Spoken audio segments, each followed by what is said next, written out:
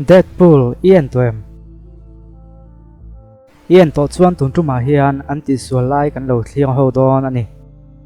ama sain Deadpool hi dolok makta duai somnga pariat senga siamania ole tuntuma chuan anti sualaya kan kal tak tak tawang pakhatna he palian tak mai Deadpool hi huai lui atum lai khan Deadpool hian ama kut chu atan chuma chu akut atan chum chu kan huang hian akut veilam ania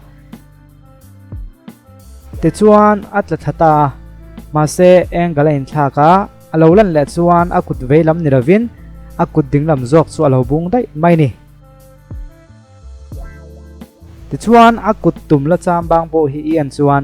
akut veilam ngei kha atan chum chu ani ti imuthiamang panhina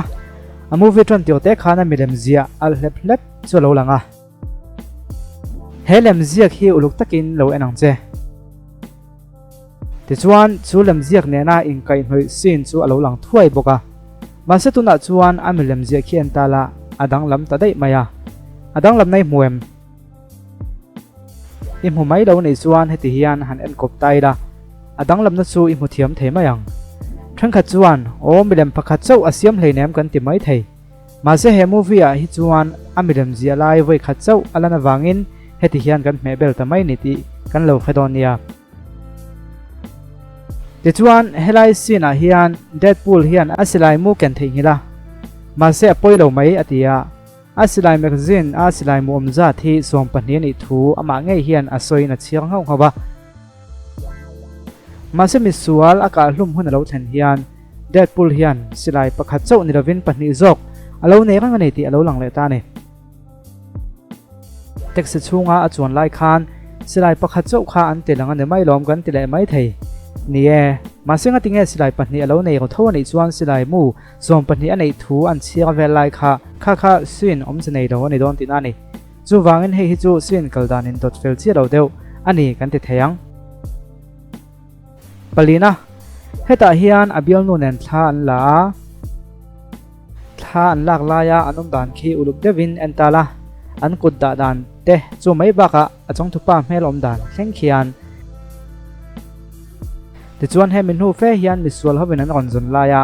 helaya an thalak ni om tak alo lan le hian an lan dan hi adang le ta dai maya voi khat ai tam than la te po ania nge ma se a movie kalphung kan en chuan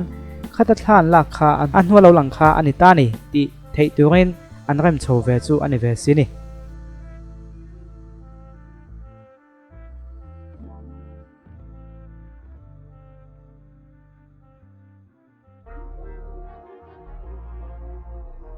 pangana ti chuan ama tu bike pakhat avom tluk lai khan ti mayang uluk de vakan en chuan hepa bula hian ake them niom tak mai tlang lian veng rang tak mai pahni lai oma mase camera angle an thak nu chuan abula hian eng ma om lova a fai hanani ti kan mu thei bokani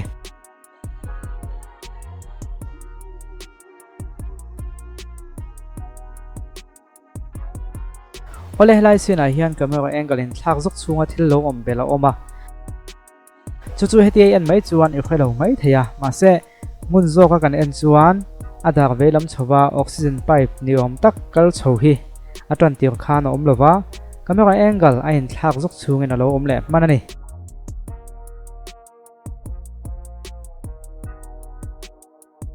heta hian alu a hian chemte abur chut maya mase alung ai thak lo achan chu kan khre tangin ama hi adam le ngal zel ani kha mase makve mai chu ataksa mai pon lovin a thuam ho thleng hian in siam thale ngal zel thei ani che kang chu a mai ko ra hian chemte lu nan hu ma kwa eng ma om lova a mai ko chop hian adam le ngal zel thei te po ani ma na heta po hian misual pa mai thisen kai hi uluk de vakan en chuan engale in thak chungin adang lam mana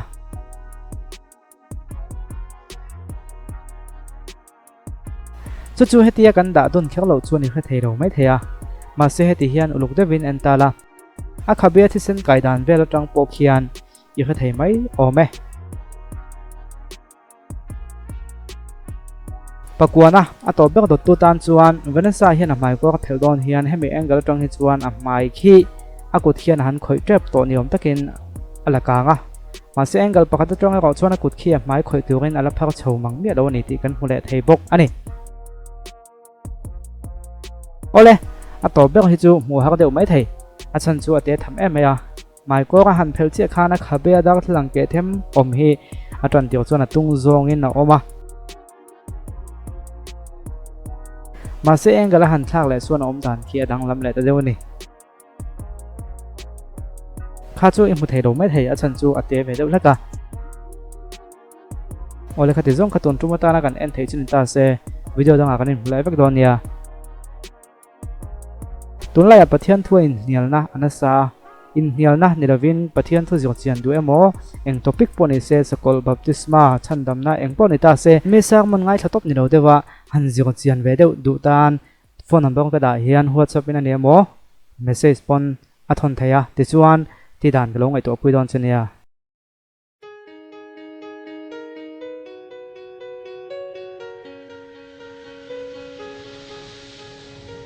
em mê là môi hè sen